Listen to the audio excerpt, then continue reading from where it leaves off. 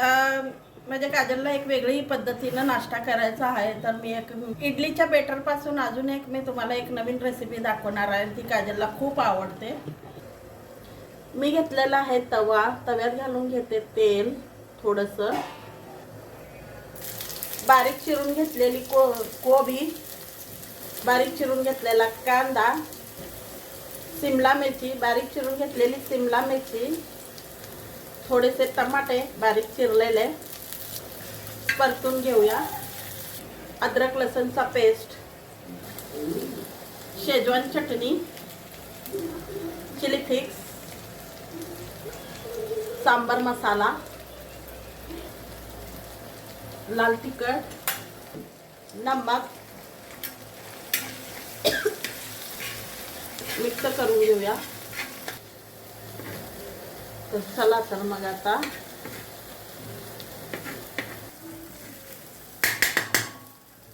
तर ह्याच भाजीमध्ये 4 भाग केलेले आहेत.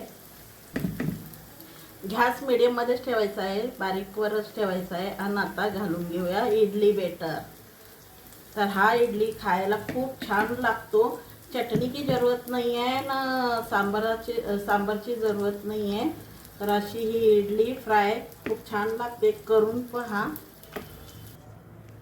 तर बेटर घालायचं झालेलं आहे. एक 5 मिनिटं ह्याला झाकून ठेवूया. तर आपलं हे झालंय का बघूया. वाव, बघा किती छान झालेला आहे.